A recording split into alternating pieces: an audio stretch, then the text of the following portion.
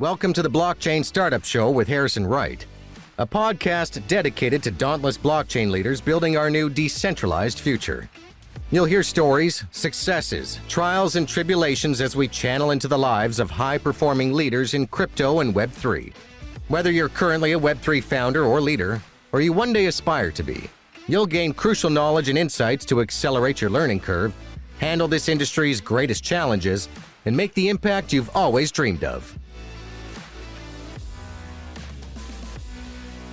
Hello, everyone, and welcome to the Blockchain Startup Show. I'm your host, Harrison Wright. I'm really excited to welcome our special guest today, Eric Zietlow. Eric is currently Director of Developer Relations for the Chia Network. Eric might just be one of the most experienced DevRels in the entire space, so I'm really excited to talk to him today. Eric, welcome. Thank you so much. It's a pleasure being here. It's a real pleasure to have you. You know, I'm really excited to mine your brain on all things DevRel because it's something that is so important to any project that has any kind of ecosystem, but also I think often misunderstood and neglected or only thought about at the last possible second. Yeah, that's too true, actually. Before we get started here, I'll just throw this out there. Nothing I say here is at all related to my job at Chia. This is all personal opinion. This is all just what I've seen in the industry. Doesn't reflect on them in any way or have any relation to what I'm doing there. But yeah, what you just said there is, I think, absolutely accurate. Everyone seems to want to, like, oh no, we need DevRel, everything's on fire. That's the antidote to all our problems. Go out and hire someone, and then they'll hire someone who isn't a good fit with unrealistic expectations, and they basically have a really bad experience. In fact, most of the companies I've talked to throughout hiring processes kind of have the same story of, well, we hired someone and they lasted for about 2 months and they answered some Discord questions, or they, made some social media posts, or, they did something that was DevRel-y in nature, but it didn't actually affect anything. It didn't solve any problems. And, that person ended up moving on to a different role. So, very, very, very common problem. Let me back up just to the kind of the high level of things for a moment. And before we talk about anything else, I'm really curious, what is DevRel to you? Yeah, DevRel, that's the other question that if you ask in a room of people who are trying to hire, very few will actually be able to answer it. DevRel is quite simply the department and the people who bridge the gap between your engineering and your users.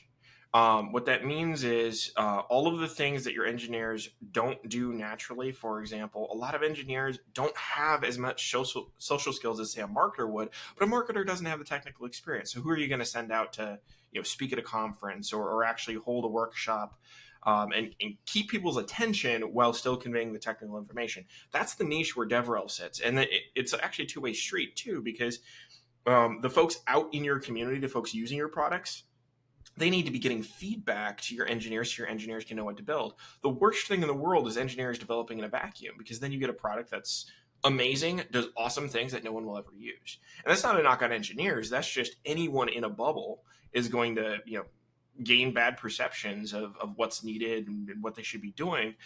DevRel actually provides a feedback loop back where I used to sit in Scrum meetings all the time. I wasn't taking any tickets.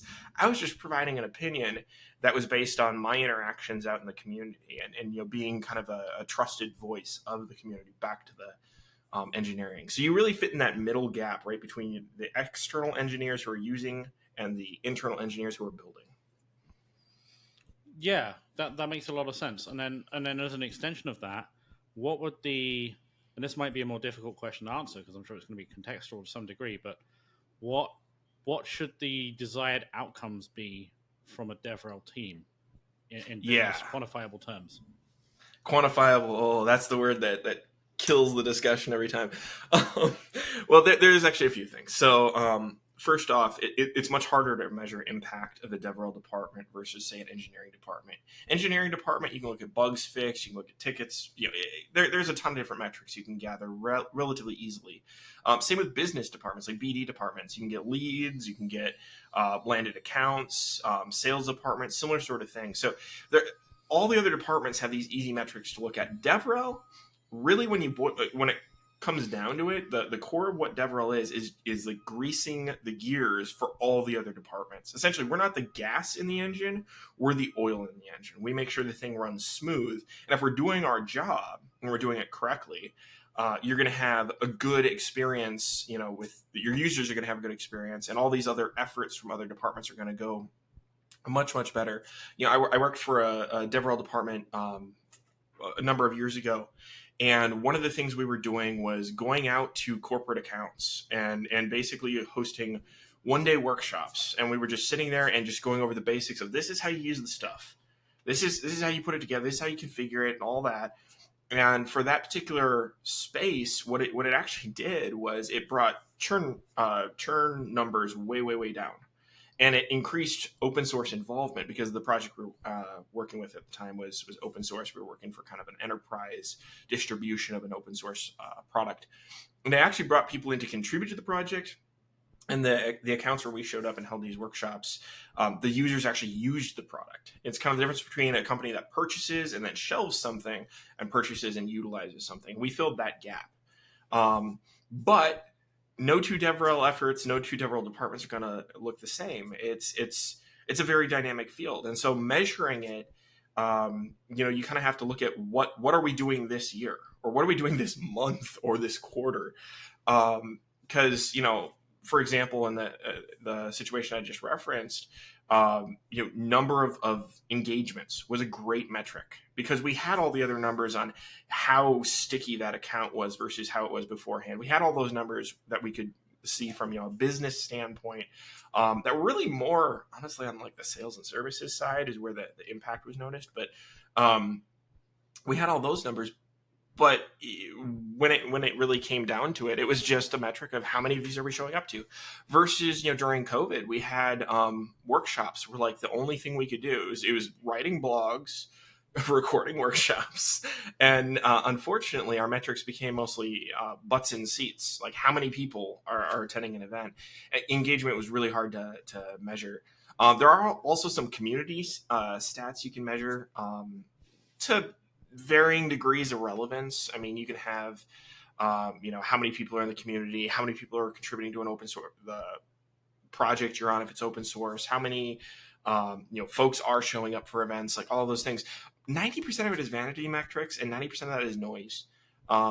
Really, in my mind, what it comes down to is, what is the sentiment in your community around your product, user experience, and the difficulty of use of your product, and the how supported your community feels. If you can get those two things right, you can have a very healthy community, a very healthy product, and DevRel is probably doing their job and doing it pretty well. That's actually a really interesting way of looking at it. This is going to sound completely out of left field, but it reminds me of something else, which is if you look at take marketing as a field, one of the blessings and curses of the internet is that it tends to make so many things measurable. And yes. If you look at pre-internet age marketing, what was it? It was advertising, it was creative, it was branding, it was very qualitative. So people might say that marketing is a much more serious discipline now because we have all these metrics that we can measure. And I think there is an element of truth to that, but also the danger is that you end up measuring all the wrong things and looking in all the wrong places. Yeah. And I went through this evolution. Being a business owner, it might not be my core function, but I need to do and understand marketing. And right. The sort of traditional way of looking at digital marketing is the funnel. It's a linear model. We do this thing which generates this many leads from this many of whatever, and then this many leads converts into these various metrics along the way until they come through the production line and end up as a customer.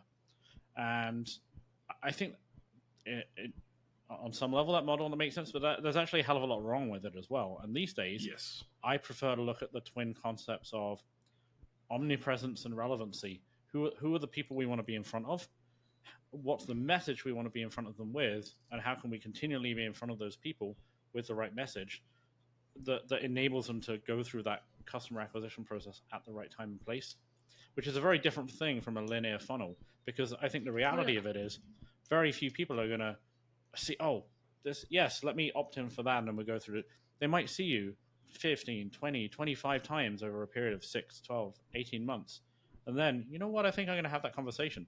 But there's no way to attribute directly all of these different Right. things. Which thing was the trigger? What was the hook that actually got them? And what you said there is so very true. I mean, it's much easier to just build a funnel and go broad and try to get, crazy numbers at the top of the funnel, and everyone else filters out, and you get down to the bottom and you have the relevant folks.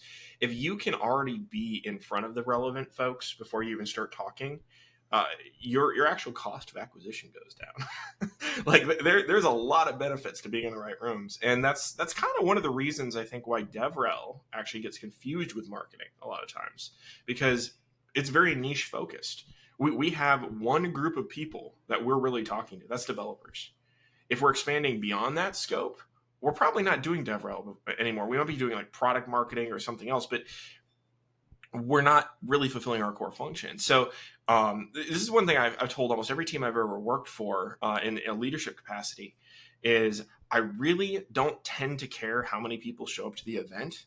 I tend to care who shows up. And that's not looking for influencers or anything like that. Are these people actually developers? Are they sitting down and when we do a workshop or we do something hands-on, are they sitting down and are they typing away on their keyboard? Or are they just kind of sitting there leaning back on their chair and nodding their head? Because those people aren't really there to learn. I want people who are actually going to sit down, learn this stuff, who are the ones who are furiously typing on their keyboards, raising their hands, saying, I got stuck. And getting that engagement, that's what you're really looking for. And the funny thing too is when businesses actually make purchasing decisions, a large part of that actually comes from engineering these days. And I don't know what the actual numbers are on that. I know there's some data out there. I'm not sure how much I trust it.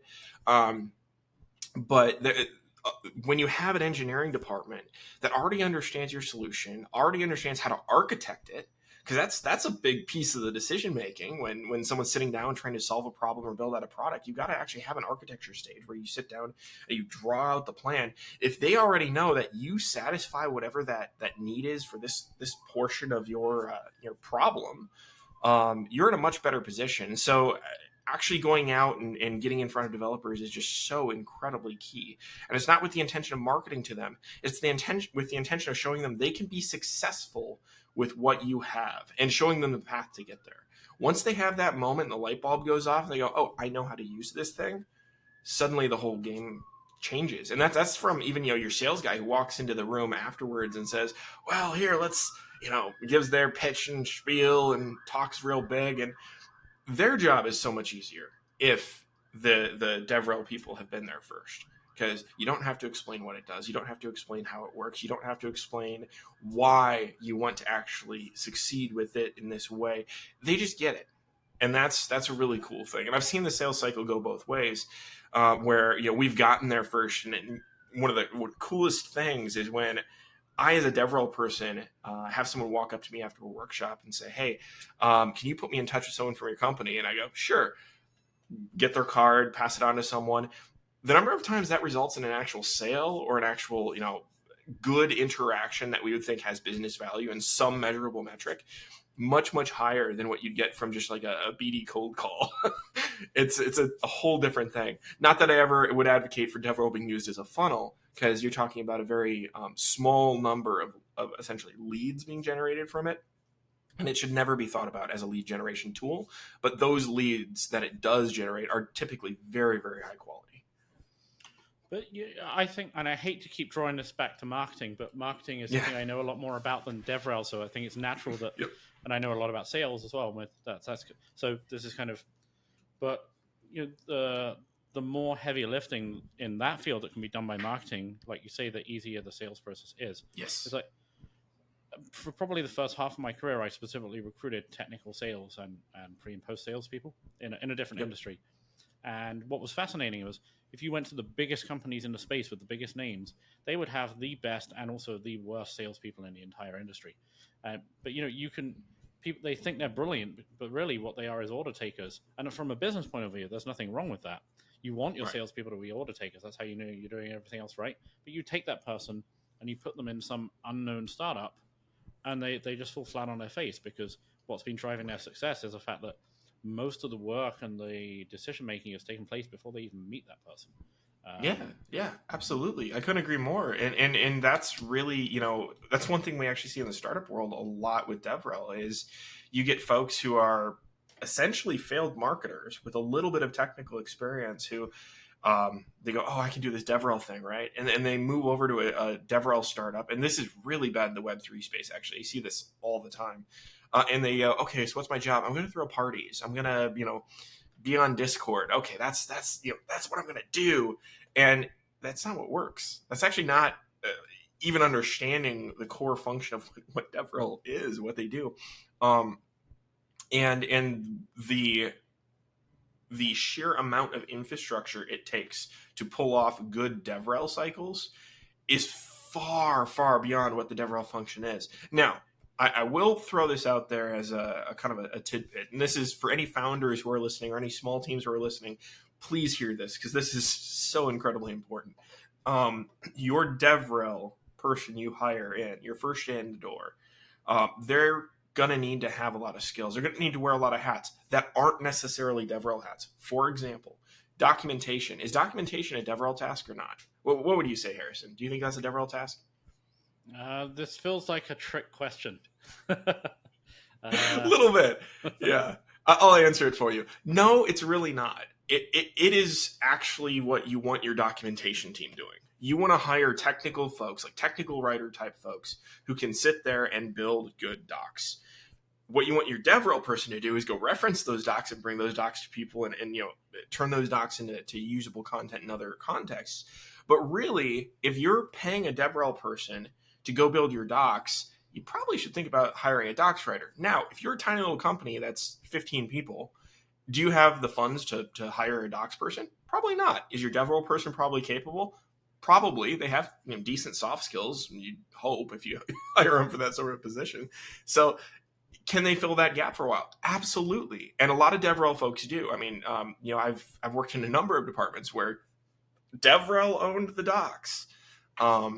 But what that really needs to be in most projects is, okay, this is going to happen for a little bit of time. Then we're going to hire and expand the team to decrease the scope of DevRel. Because really what DevRel needs to be doing is focusing on the users, both internal and users external and the builders internally. And the docs are actually a supporting role, just like you were saying in marketing.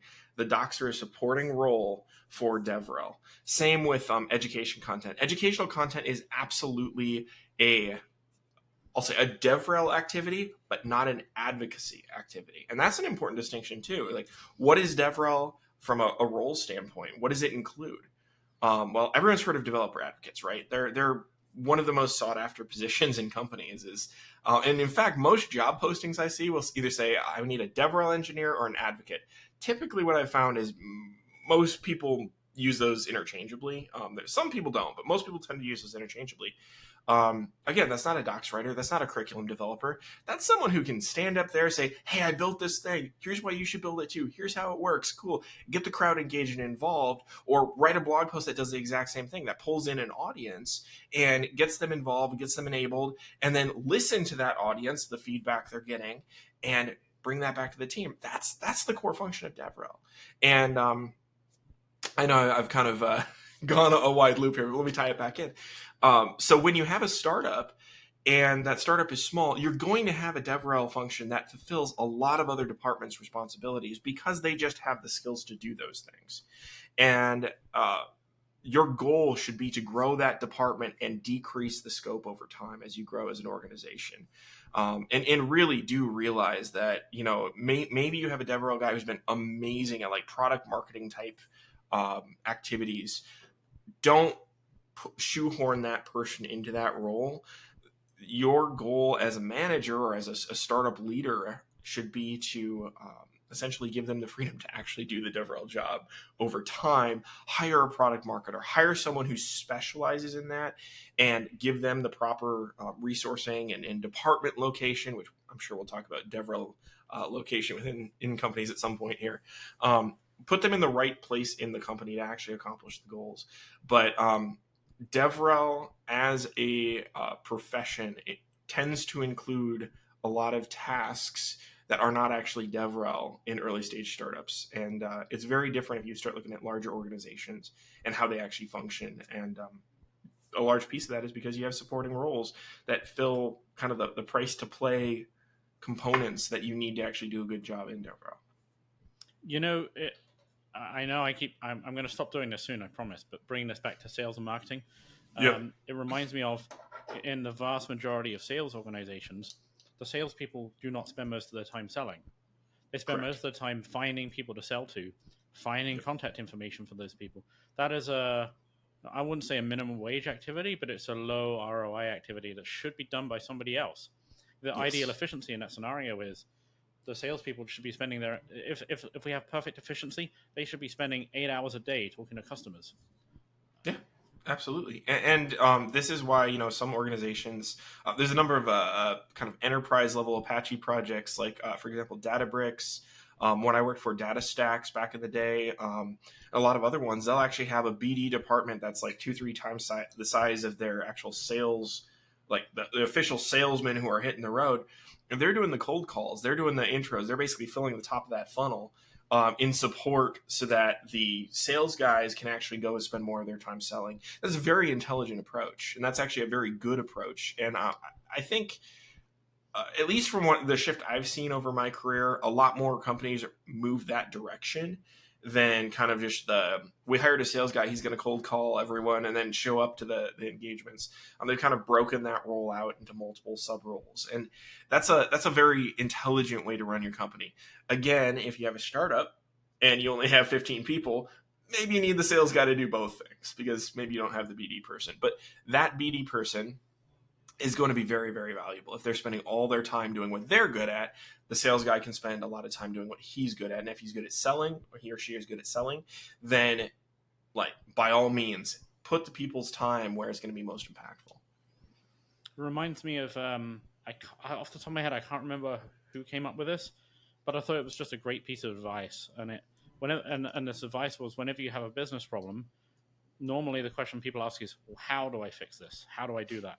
The correct question is, who can fix this? Yeah, and another one I think is actually why, because there are so many people who, I'll go and interview and they say everything's on fire, and I say, okay, well, let's talk through kind of what the position is, and they'll lay out, well, our community is super engaged, but we have this area and this area that they're not doing well, and they'll lay out a problem, and at the end of the day, I'm going, actually, everything's relatively healthy. Like, you don't actually have the problem you think you did. You talk to someone, and this is very common, where like a VC or someone comes in and goes, you need DevRel because it's all on fire, and if you don't have it, everything's going to blow up. And so people panic. There are companies that should not be hiring DevRel departments who are hiring DevRel departments. And that's, obviously in my position, that's probably lowering the amount of jobs I could take. But honestly, like, there are companies that should not have DevRel departments. The companies that are doing like B2B stuff where they have maybe one API that's really self-explanatory, and there's no need for a DevRel person there. There just isn't. Get a product marketer, get your sales cycle figured out, get some decent docs. You're good. You don't need that role. It's going to be money out the door, and that DevRel person you hire could end up being someone who maybe they go to a lot of conferences and give talks. Okay, maybe you can find some business value there, but it's not going to be like a company where, for example, in databases, MongoDB is a perfect example of a company that just killed it with DevRel. They created this whole user experience that was like, how do we get up and running in 5 seconds? Like that was kind of the way they ran with it. And I was watching from the outside. I wasn't involved in anything there by any means. I was actually working at a competitor of theirs at the time. But just watching how they basically optimized for this like user journey that was simple. I mean, that was like the core of it. It was simple. My personal opinion on Mongo is I don't think the tech is that great. I don't think it's that capable. I think it has a lot of issues. But man, did they kill it when it came to ease of adoption, because of their DevRel department. And that was their DevRel talking back to their engineers, communicating what was needed there. That was their DevRel promoting it out in the world. That was their DevRel being involved in the process of how do we make it easy for a developer to pick this up and run with it. Perfect example of a well-implemented DevRel department. If you just have an API, you're probably not actually going to need a DevRel person unless there's some added complexity there that makes it a little more difficult. Well, you can see that same dynamic replicated in millions of ways. I mean, is Ethereum the best, most technically capable blockchain for people to use? Probably not. Do the network effects and everything else surrounding the ecosystem make it the obvious choice for most people? Yes, they do. Right. How many million Solidity tutorials can you find with a quick Google search? I don't know. I haven't looked recently, but I'm assuming the number's pretty high. It's from an ease of adoption standpoint, Ethereum makes a lot of sense. Now, from a technical capability standpoint and some of the other issues around it, I would never advocate someone just jump on that bandwagon because of ease of use. The unfortunate thing is a lot of projects do. That's the sole metric they look at for their own team. The sole value proposition is how easy is it to adopt. And that's why, again, same thing with Mongo.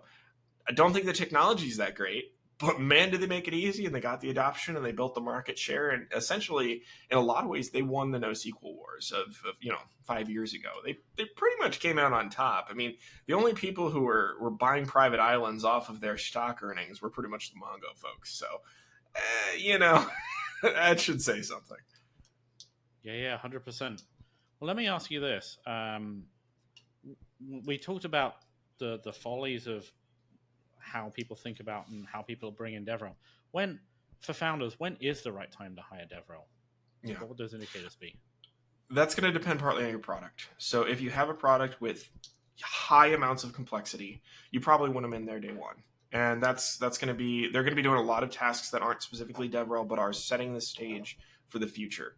So number one, your DevRel hire, you're going to want them to actually have a background in technical ready. They are going to need to work with docs until you can hire a docs writer. They are going to need to work on user experience. A lot of product functions around user experience are probably going to fall on that DevRel person's shoulders for a while. The community management is going to be a huge component of that because you're going to need, especially in the Web3 space, you're going to need a healthy community to have a healthy project. So your expectation on the other side of this is not going to be that they are going to every conference, giving every talk, and having crazy numbers of attendees. That's not actually your goal. Your goal is essentially laying the groundwork, building a foundation of a house so that later on you can construct a good structure. And you need to be hiring your second, third, fourth, and fifth hires should be things like a community manager, a docs writer, someone who is an actual advocate, a public speaker. Probably, if you're complicated enough, a curriculum developer wouldn't be a bad thing to consider. Those hires need to happen afterwards because that first advocate, they're not going to, it doesn't matter how much of a rock star they are. There's only 40 hours an average work week. 80 hours is probably the maximum anyone could work for any length of time without completely burning out. And there are only so many hours in the day. So they're not going to be able to do all those functions. And that's actually well, I'll touch on that in a moment. That's actually a common thing that I've seen is misaligned expectations between what one person can do and what needs to be done. But to kind of finish your earlier question off, most companies that have a low complexity product, honestly, start with your product marketing team. Start there. Once you've got something healthy up and running, maybe you hire a DevRel person, maybe you don't. It's okay not to have a DevRel department if your product doesn't demand it. And if your user base is strong, you have a good community, you have a good technical understanding, people aren't getting hung up, you can go to your docs and make sure that the metrics are appropriate, where people aren't getting stuck on the getting started pages. They're maybe getting stuck in the crazy advanced topics. If you're seeing all those behaviors, you might not need a DevRel person. And your exposure should probably be handled by your marketing department. It doesn't mean all of your exposure should, because there's a certain amount of developer exposure you get from a DevRel person, but it's not their primary function. And so don't necessarily hire one if you have a really simple product. That would be my biggest piece of advice. Plus, just throwing this out there, I think it's kind of a well understood that no one talks about. DevRel people are expensive. You compare it to an engineering role, or you compare it to a marketing role, or you compare it to a docs writing role. Typically, they're going to earn a little bit more.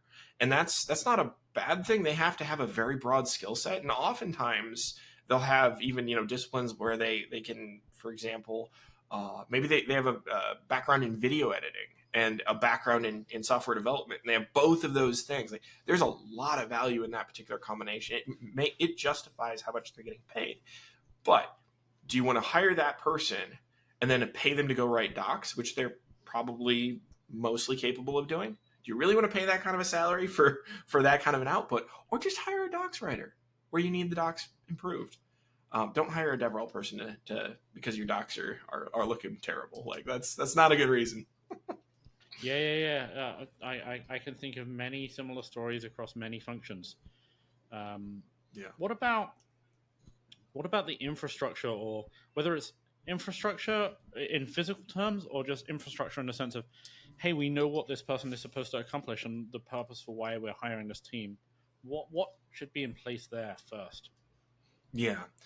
So again, if we're talking about like a later stage sort of thing where product complexity is relatively medium to low, honestly, you should have a strong documentation base. You should have a community manager in there before you hire your DevRel.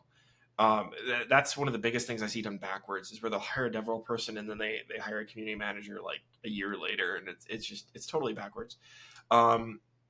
Your community manager is essentially your manager. You think of it as like almost a talent manager for where your DevRel person is going to show up and have the largest impact. So they need to have that built and have a good thumb on where the impact is going to be, so that DevRel person can get in there and have the largest impact. You're going to need, let's see, I said product marketing, I believe. And then if you're looking for them to actually do solutions engineering type activities, this is a big one. This one actually came out of kind of left field. I did not expect this, but this is really common, where it's almost like a post-sales technical support is the expectation for a lot of DevRel people. Build out that function. If that's where your problem is and you need more technical folks to come into clients and fix all the problems, build out that function. Don't pull your DevRel person in. So if you can solve for those things before you hire DevRel, again, on like medium to low complexity projects, that's good. If you have a high complexity project, though, you probably need them in there day one. And really the function is building that groundwork and functioning more as an advisor to the direction of the product. They're going to probably be sitting in your product planning meetings. They're probably going to be sitting in your stand-ups.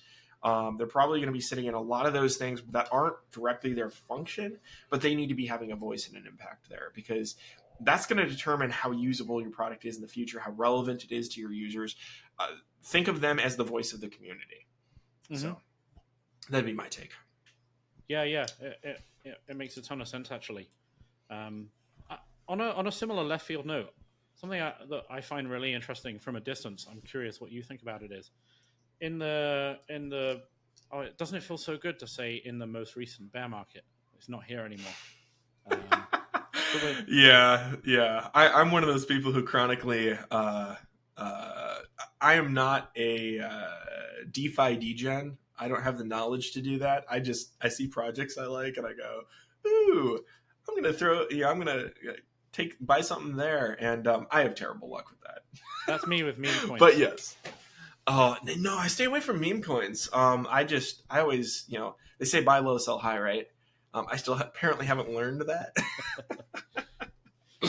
But hey, I think, the midwit meme? The which one? Midwit meme. I don't know if I know that one.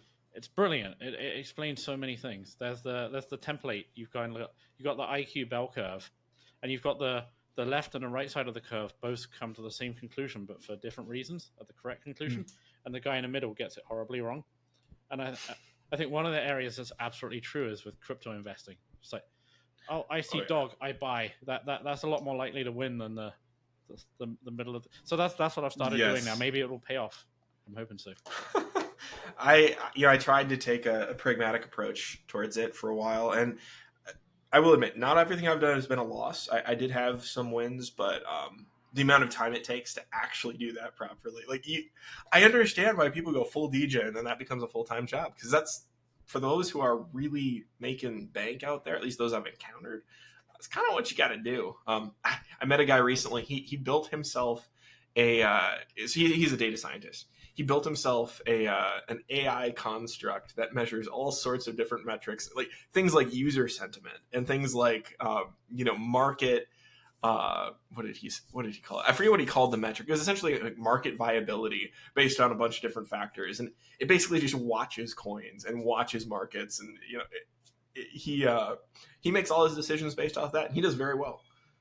But he built himself literally a like data science tool to accomplish that. I don't have that kind of time.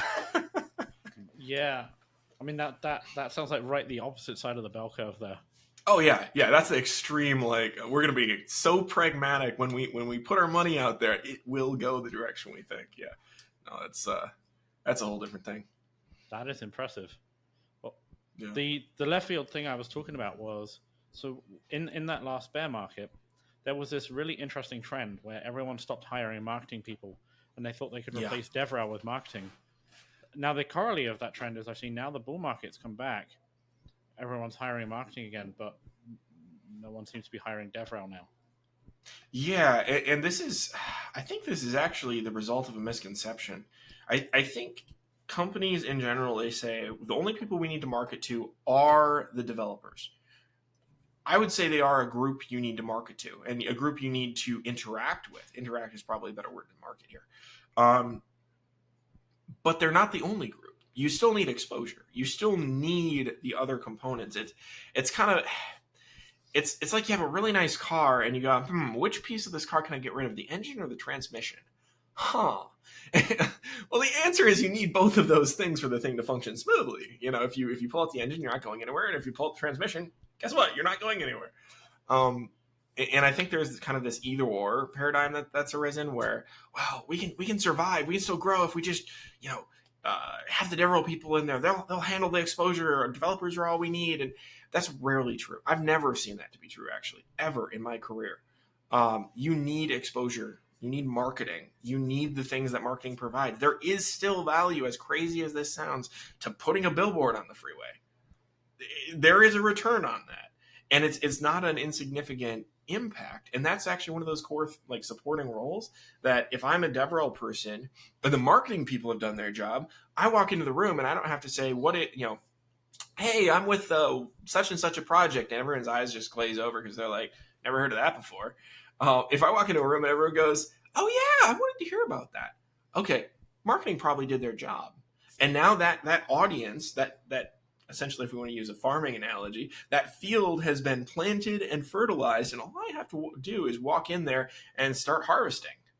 And that's a really, really, really good position to be in. When you sacrifice marketing or you sacrifice DevRel, you actually miss an entire section of, I think, the bigger picture. So don't sacrifice one department for the other. The most successful DevRel department I was ever on, I didn't actually lead it, to be fair. It was about 30 people. It was much larger than any department I've ever led. We worked so closely with marketing. We worked so closely with an events team. We had a community management team.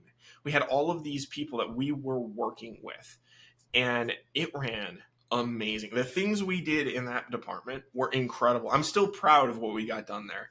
That was from someone I would consider a major thought leader in DevRel.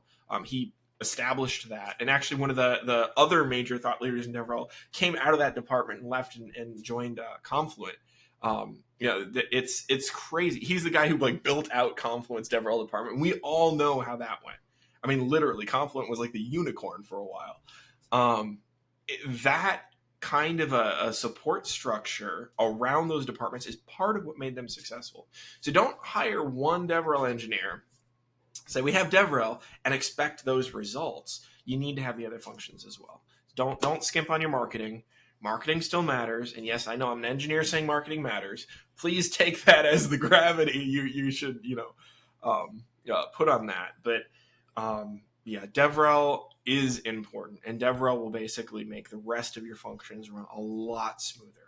And if you do have a usability problem, this is the other thing I see people mishiring DevRel for. If you do have a usability problem, hire a good product manager first. Your product manager needs to get a handle on the product, figure out what the problems are, And then once you have kind of a view of what things look like, hire a community manager, start getting sentiments through there, and then hire a lead of DevRel or something along those lines who can build out a DevRel team. Because there is a place for the DevRel folks to play there. There is a place where they're going to be a better voice of your users than anyone else in your company if they're doing it right. But they're not a product manager, and they aren't going to fulfill the role of a product manager. You need to have those other functions there in place. A DevRel person is not a silver bullet, in other words. I think you inadvertently touched on another really, really crucial point here, which is one of the fallacies that I see often, especially in experienced founders. And honestly, even I have made this mistake myself. You know the old saying, the chef never cooks his own food, or something like that. Yeah. So yes, I have made the odd hiring mistake also. But the fallacy is, hey, I have this problem. Let's just get a guy for that. And we hire this guy, and then all the problem is magically solved. But it doesn't work like that.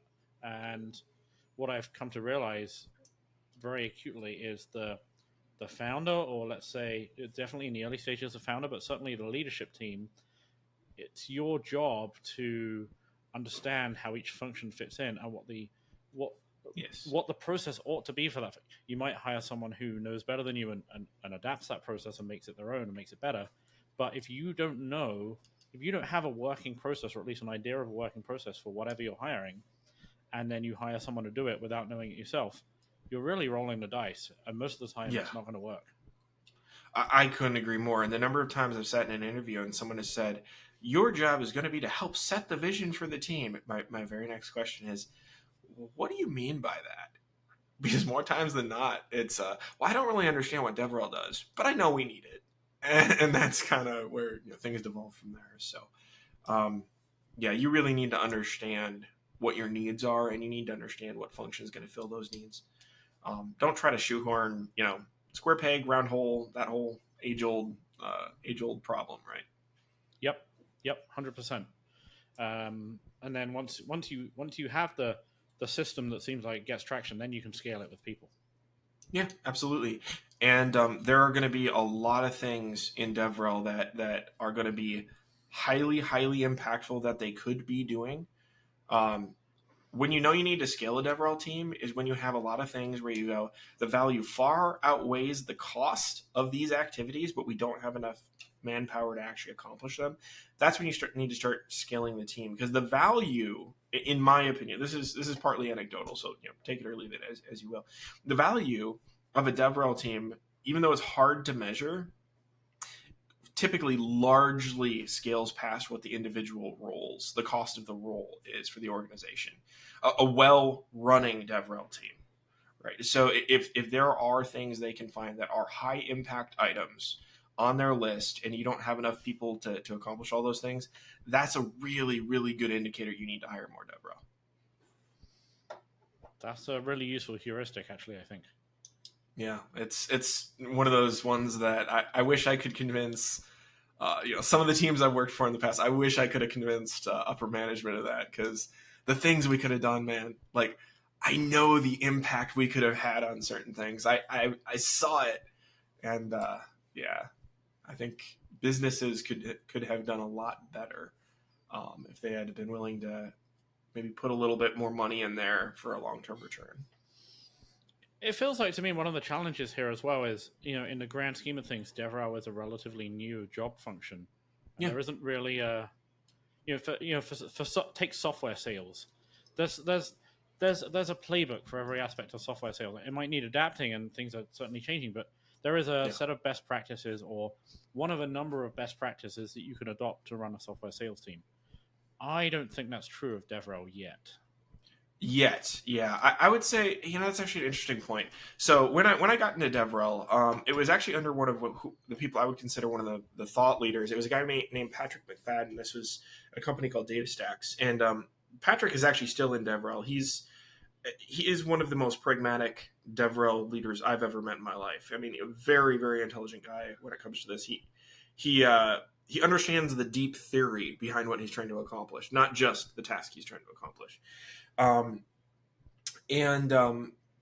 one of the things that was interesting with what he was building versus what other folks were building and calling DevRel is he really embraced the concept that this is a new field. We're forging a new path, and what we're doing is advocacy, kind of that two-way street, advocating to the external, advocating to the internal that I referenced earlier. Advocacy is really what we need to be doing, and beyond that, the role was incredibly open. I mean, what we were doing any given quarter was just very different from what we were doing the quarter before, and we did a lot of adapting. And, it was funny during that time, the transition from everyone calling them developer evangelists to developer advocates. I don't know if you see many evangelist roles anymore, but we made the joke that there's a swear jar every time we call ourselves an evangelist. We have to put a quarter in the swear jar because it's really one of the only places where I've seen someone pragmatic and knowledgeable sit down and actually try to define what does this look like. And a lot of it was just throwing things against the wall and seeing what stuck. But a lot of it was, okay, we know we're having impact here. How can we optimize, and how can we optimize? Patrick is still, I have tremendous respect for the guy. He's an absolute A-class DevRel person. Tim Berglund also started on that team before I got there, and then he moved over to Confluent, led DevRel for Confluent for a while. The whole reason we know what Kafka is largely because of what Tim did over there, and he basically implemented those same things Patrick was building. Like, Tim was very much of the same mind, and they both are just tremendous thought leaders.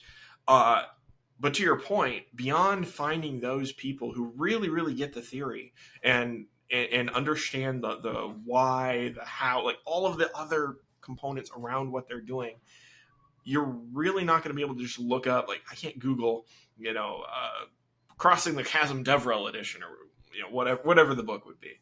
I can't Google that. It doesn't really exist. And the sad truth is, the Web3 DevRel, like, Telegram chats I'm in, where you got like 300-400 DevRel folks in there. It's kind of every project that's anyone has their DevRel folks in there. 99% of the people have no clue what they're doing. They have no understanding of why they're doing it. It's a 9 to 5. They show up, they do a DevRel type task, and maybe they throw a couple parties a year, and it's like useless noise. It's where I said at the beginning, it seems like a lot of DevRel folks are kind of failed marketers who had some technical experience. The quality of DevRel folks, I think, has gone down as the function has expanded across the industry, or as more people have tried to hire, because a lot of people just put the words DevRel or advocate or something like that in their resume, and they really shouldn't have been there. What you really want, and here's a nugget. This is, if I'm hiring someone, this is what I would look for in an advocate. Someone who's highly technical with a background in some form of either like systems architecture or programming, depending on the project. Get something that's applicable to what you're doing. That should have been the start of their career, or at least a large component of their career. Then after that, they need to have a proven track record of soft skills. If you get those two things, that's what you need. Okay, someone who can go out there and actually do those two things is actually extremely rare. You don't need to hire the best programmer, but you don't want to hire a junior programmer. You need someone who's lived it, who's felt it. It's very hard to empathize with your user's pain if you've never had that pain yourself. I always tell people I'm a terrible programmer. I'm like a bottom 10%, maybe bottom 20% programmer, okay? I struggle. I go through a tutorial, and I will struggle, and I'll hit all the stupid problems, because guess what? Yes, I'm technical, but it's just, it doesn't come naturally to me. I have to work for it. Now, the advantage I have, and I actually turned this into a career, the advantage I have is I got into systems architecture. I was pretty good at that. And I figured out I actually had soft skills and I could speak. And I figured out as well that the same documents I was literally writing, where I'd go through a tutorial on like how to build something, and I would write all of my notes in parallel. I think I used Notepad++ because I was developing in it at the time. It was a funny story as to why that was. But anyway, I put all my notes in there. And essentially what I ended up with was like a really simplified article that was super explicit, explained everything in common English from the technical thing I had been reading, as a tutorial. And that skill right there, if you find someone who can do that, they can take the complex and translate it down to the simple without losing the meaning, without losing the important parts. That's like gold in DevRel. I mean, that's amazing. That's literally what I built my career on, because I feel the pain of the users. I know the stupid they're going to do because I'm doing the same thing. And the companies I've been most impactful in, I've had direct access to the engineers, and I've literally, they release something, I try it, I break it, I ping them, and I say, explain it to me like I'm in kindergarten, please. And then they do their best to explain it to me, and then I simplify that even further. And that's where we get the most impactful presentations. That's where we get the most impactful workshops. That's where the actual value is. So your hire doesn't need to be the most, like, the perfect developer. Yes, there's a place for those people, but oftentimes they have trouble toning down the technical content. Just make sure you don't hire someone junior. They need to have the empathy. They need to have felt the pain. And I actually forget where I was going with that at the beginning. Well, I think I have something to pick up off on that as well. And this is a little bit of a tangent because this show, the goal of the show is to identify a template, or at least a set of heuristics for building a successful crypto company. So we're talking about the business of doing that. But just to diverge a little bit into careers advice here, something I found really powerful is when you can stack skills together that by themselves might be relatively common, but in combination are quite unique. That's really, and I think it's especially powerful now because the world's getting more and more and more specialized. And something that I talk about a lot is, if you go back even 20 years to the industrial model of building a company, it's have repeatable process, add headcount. Now the leverage is not in headcount and force; it's in creativity and innovation and ideas and uniqueness, and that power is so more relevant. And I think that's a perfect expression of DevRel. Is you combine engineering ability and people skills, which are often opposing. Precisely. You bring them in one person. That's powerful for DevRel, which, like you mentioned, pays better. I think even for me, I don't want to make this about me, but I think being very good at recruiting, but also having a very analytical mind, that's really rare. Most people who work in recruiting are sort of more expressive, extroverted sort of personalities. I'm more like a systems thinking sort of personality. I find I combine those two things. So I do this in a very different way than is typical, which has worked very well for me. But I would say to anyone who has that set of skills, maybe you get bored sitting there coding 8 hours a day. Maybe you should think about DevRel. And I know on occasions I've been hiring for DevRel in the past. Sometimes I have conversations with people like that I've known. They've literally never considered it before. But why didn't I ever think of that? Maybe that could be a great route for me. Yeah, and what's funny about that is actually the best DevRel person you're ever going to hire is an internal engineer who wants to get out there and talk about what they do. They're just enthusiastic about it. If they got the skills to do it, great. You've got your DevRel person. You've got your advocate. The simple fact of the matter is exactly what you said, where you have two different skill sets that are fairly common that happen to exist in the same person. That's value. And that's one of the reasons DevRel is so hard to hire for. The particular skill sets you're looking for are not typically found next to one another. There was a person I helped get a job in DevRel. He was a software engineer. This is back a number of years ago. Software engineer I knew. I'd actually we'd worked at a deli together in college. Okay, so this is like before either of us had a career. We'd kept in touch, and he had a full career and background in video editing and production. He had some public speaking skills. He was kind of going that route. And then he did a pivot in the middle of his career, went back to school, became a software engineer, got a job doing that, did that for 2 years or something like that, 1.5, 2 years, whatever. And had both career paths. I mean, from a DevRel perspective, that's a unicorn. Like someone with a proven track record in both a soft skills discipline, which is highly valuable in our field, and highly technical programming chops, who can sit down there and, okay, maybe he doesn't know Rust, but he sits down there and he in a weekend, he whips something up for whatever he was working on the side as a hobby. Like that's the kind of guy you want. If you can find them, hold on to them. And this is the other thing. Do you mind if I throw out a piece of advice in regards to how you pay these people? Absolutely. Well, we're all Okay. here for that. So, in my opinion, and to be very clear, this is personal opinion, not reflective of any future, current, or past employer. Personal opinion. I think when you can find someone like that, you need to pay them enough that they're not thinking of looking elsewhere, because you're talking literally a 1 in probably 10,000 person.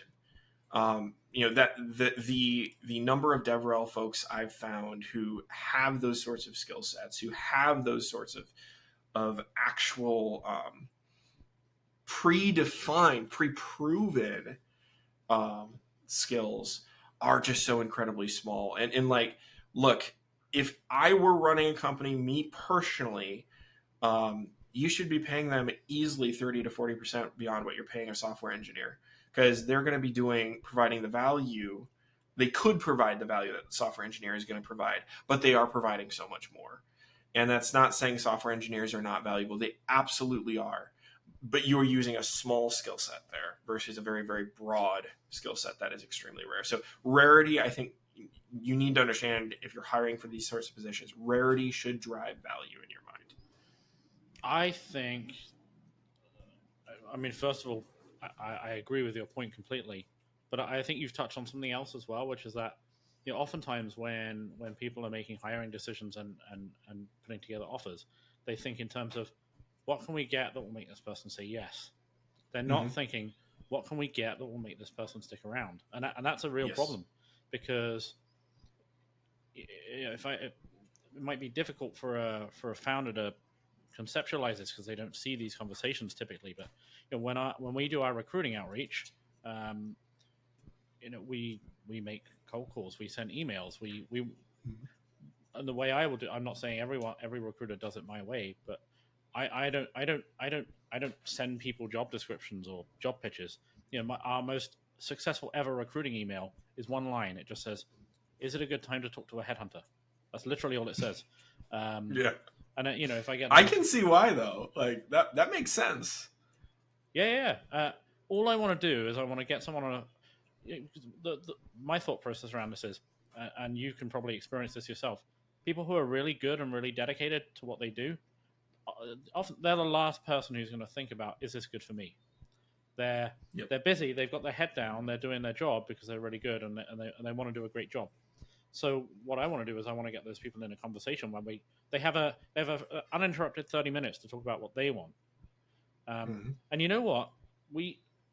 I think this has mostly changed now because the world has grown up a little bit. But back in the day, it was really common for people to get mad at people that would recruit their staff away, like they owned their staff.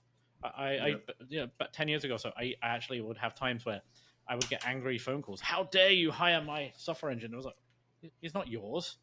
What are you talking about? But they think, and the loyalty doesn't. It's not a loyalty call. It's I gotcha. Yeah. But the thing about it is, we don't have some magic power to, remove somebody from a company that is happy.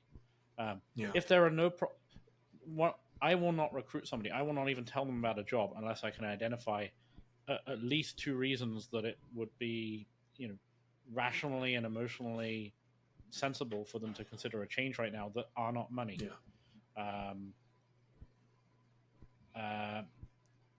But I say with not money, but that can include this situation, because there's a difference between, hey, I just want to make more money, and I feel like I'm underpaid and undervalued.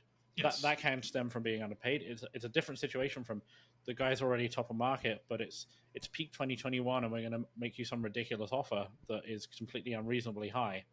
It's not about the money. It's about the being valued. And I'm starting to ramble, I sense now, but the point that I'm making here is, if there is nothing for us to fix, there is no feasible way to recruit that person without doing the thing of, hey, let's just throw ridiculous money at them for no reason, and then that rarely works out properly anyway. So think about what can you do, including comp, but not necessarily limited to comp.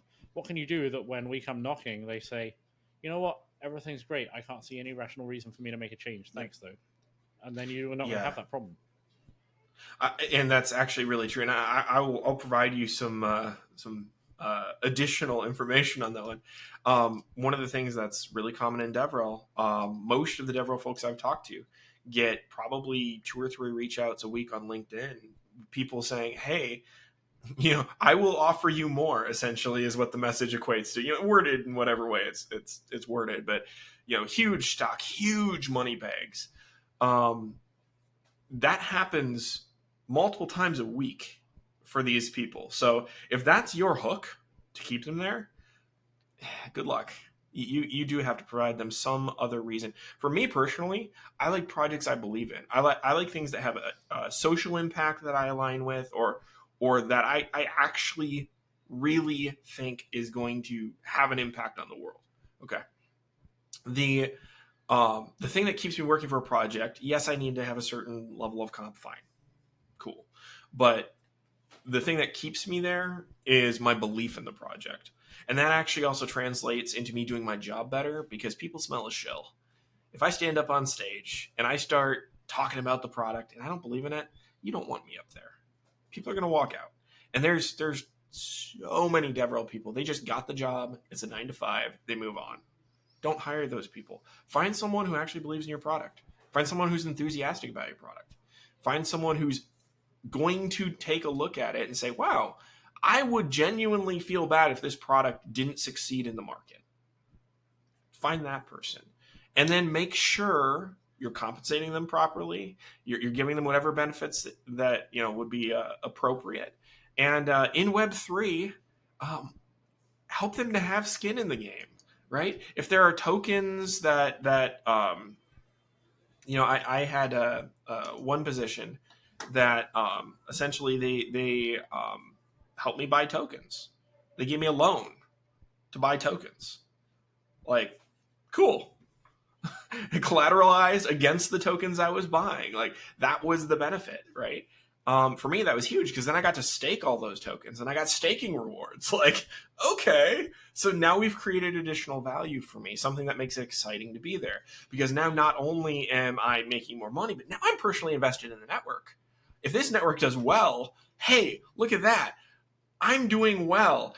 Things are good. I feel secure. I feel safe. If it's not doing well, oh no, I got to sit here and think about what I can do to help impact this. You think that motivates me to do my job better than I even would have? Sure, absolutely. Find those things. Not to say everyone should hand out a loan to let people buy stuff to stay. Like, obviously not. But for that particular role, it was a great fit, and there's nothing wrong with that. So I think this goes to the heart of a huge problem in crypto that extends far beyond DevRel.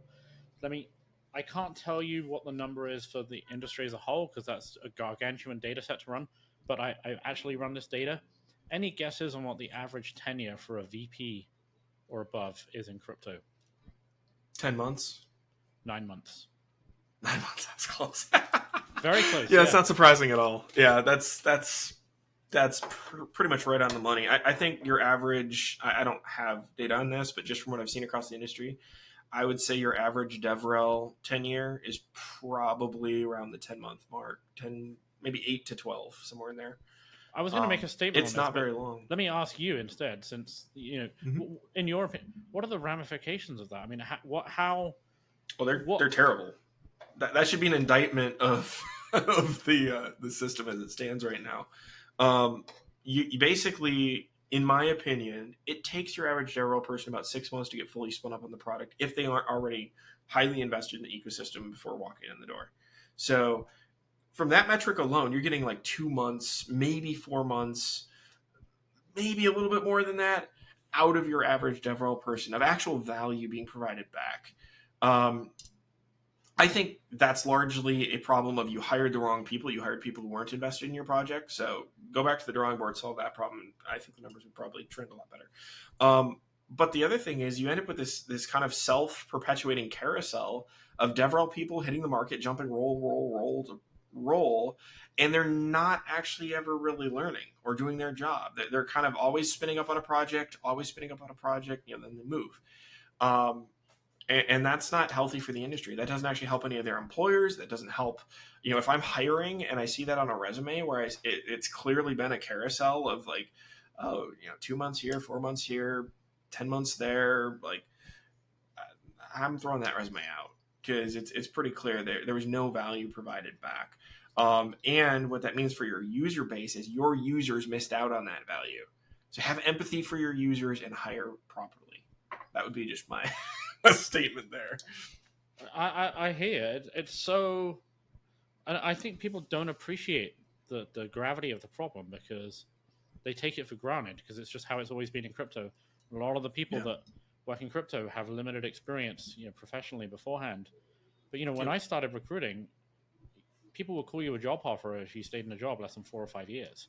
And I'm not saying we need to go exactly back to that model, but there's there's technology does move fast, and I do think it's important to recognize that. I mean, I worked at DataStax for I think 4.5 years. By the time I was at my 4.5 year mark, there was pretty much no one I recognized from it. Even the CEO had changed at that point. I was like old hat. There's nothing wrong with technology moving fast and people moving to different things, but it's when you end up in a cycle where either from burnout or either from people just not doing their jobs or whatever the circumstance is where people are just going through that carousel, it's pretty clear that no actual value is being achieved, and something you can smell fish. Right, you can smell fish at that point. When I think of even in my own scenario, I've been running the company just over 4 years now. Mm-hmm. Every year is a significant step up in terms of understanding and complexity and absolutely and ability. Even though I've been recruiting for nearly 20 years, my researcher Nicole, she's been with me nearly 3 years. I can give her, hey, we need a, so she will build. And whenever we do a recruiting project, she will build the outreach list, and sometimes for other purposes as well. But probably with very little direction and just goes off and does it, right? Yeah, and I often think if I had to teach someone to do this from scratch again, it would take a year to achieve the same level of, because there's so much you can only learn by being immersed in something for an extended period of time, and the specific, even if the job title is the same, the way of doing it, the way of being in an organization differs so much from place to place. Agreed. And that's one of the things that, that value is not being seen. One of the things I sit down and I try to measure when I'm hiring for DevRel is, do I think this person is going to be around long term? I mean, I've had a pretty decent track record of that so far. It's meant I've hired people that on paper, from a technical standpoint, maybe they weren't exactly what I was setting out to find, but I saw the enthusiasm for the project. I saw that they had greater buy-in. And guess what? When that's in place, they learn the technical stuff and they stick around for 3 years. Great. Awesome. Now they're actually providing more value than the person who on paper was great, but was going to spend, 6 months here. I'm thinking of a guy that I placed. I don't know when it's got to be a couple of years ago now. And on paper, he was a relatively junior software engineer. He was a like amateur drama theater guy. Interesting. He absolutely was obsessed with crypto and coding, even if he wasn't personally that good at it. But really personable, really gregarious, really dives into everything. They were really skeptical about hiring him. He's like one of their favorite people on the team now. He's still there. He probably killed it. Yeah. Yeah. It makes perfect sense. He's got the soft skills. He's got some technical chops. He's reasonably technical from the sounds of it, and he's got the enthusiasm. So if he drank the Kool-Aid, great, hire him. Exactly. Well, I guess I feel like I sense that we could talk about this for literally hours, and that would be awesome. But for the sake of the listeners, I think the one other thing I was really curious to ask you about is, if we think about this concept of how difficult it is to hire DevRel and how few people, I haven't sat and mapped the exact numbers, but I'm going to guess the number of experienced high-quality DevRel people who currently work in crypto is going to be measured by dozens. I would agree. Yeah. It may be not even that high. Yeah. I think I probably have. I mean, 3 of them are on my team. I maybe know. Yeah, it's got to be in the double digit. It can't be higher than double digits. Yeah, that's exactly what I figured. It's been a while since I specifically hired a DevRel person, but that is what we found at the time. So most of the founders that are listening to this who are thinking about making their first DevRel hire, I don't think they're necessarily going to be in a position of doing what most people want to do and hiring someone who has the exact experience already. They're either going to have to hire from Web 2, or they're going to have to hire someone who is going to be good at DevRel but hasn't done it yet. And in that specific case, what I want to know, or what I think they would want to know more specifically, is what exactly do they look for to know this person's going to be successful if they haven't done the job before? So two things you look for. Number one, if you can get an internal engineer who has soft skills and is enthusiastic about your project and knows it deeply, always go that route. That person is going to be an absolute rock star from day one. You want that person. Most projects don't have that, just because again, soft skills, technical skills generally are kind of different buckets that don't oftentimes aren't carried by the same person. I would hire from Web 2 without hesitation if the person was good at DevRel. If they had a proven track record, something like a distributed systems like the Kubernetes space, database space, there's other deeply technical spaces that I would without hesitation hire someone. I can teach them the crypto. I can teach them blockchain. And let's be real, really good projects are probably not crypto projects, they're blockchain projects. That's a discussion for a different time. But I can teach them that. What I need is the actual skills. And honestly, if someone's already in Web3 and DevRel, like we said earlier, there aren't that many good folks. There's a couple, a few, handfuls of them. Ask them questions. Figure out if they're a marketer. If they're a marketer, they're probably not DevRel. You probably don't want them. Even if they have, the last 3 roles were all DevRel positions, figure out if they're a marketer, because that should answer your questions.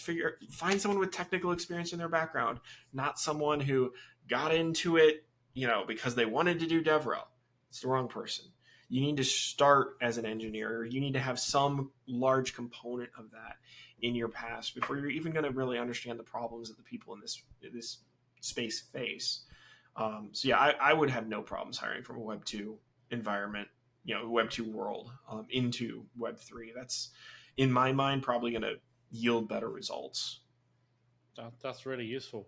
I'm really looking forward to when I get this edited for Shorts, because I think we're going to have a lot of nuggets come out of this. Sounds good to me. Any last words of advice outside the scope of questions I've specifically asked you? Oh, yeah. Let me think. Yeah, absolutely. If you're looking to get into DevRel, I know that's kind of the one aspect of this we haven't talked about. If you're looking to get into DevRel, doesn't matter if you're scared of things, overcome your personal fears when it comes to public speaking or writing and sharpen your skills. That's actually what pulled me into DevRel. Well, not the only thing, but a huge piece of what pulled me into DevRel was I was terrified of public speaking. Like, I truly would be sick for 3 days before I'd have it. A room of like 5 people. I hated it. High school was awful when I had to give speeches. I took a job in DevRel because I figured, hey, I know this is a shortcoming I have. I know one of the biggest things I could do for my career development, for my personal growth, would be to get the soft skill of public speaking as something that I can, have in my repertoire. I'm going to put myself in a position where putting food on the table for my family relies on that, and then I'm going to have to perform, and it worked. Those sorts of things, don't let them be barriers. Develop your skills, put yourself in difficult positions, do hard things. Don't try to be comfortable in this field. Comfortable will kill you. You need to be in a place where you are looking for the next place you can develop, the next place your product can develop, the next place you can help the company as a whole develop. You need to be sitting in that place. So start with yourself, get yourself into a good position, and don't be scared of taking the leap, because it's pretty fantastic. You get to actually see projects do stuff that it's bonkers. some of the stuff I've seen out there is just really cool, and you don't get to see those things as just a normal engineer. You just, you live in your bubble, you develop your stuff, you're involved in a community, fine, but the depth you get to go to in DevRel is just fantastic, and you get really rewarding, in my opinion, with the interactions you get. Hey, that's such an inspirational thing to get across, and the enthusiasm you have for it is impossible to fake. I wouldn't want a different career. I mean, at this point, like if DevRel became a function of marketing and disappeared, I would be so sad. I would retire. Let's hope A, that doesn't happen, and B, you have the option to do so if it did. Yes. Best possible situation to be in. Yeah. Awesome. Well, thank you so much, Harrison. This has been fantastic. It's been absolutely fantastic to have you here, and for everyone listening in, welcome again to the Blockchain Startup Show, and we'll see you soon. Thank you.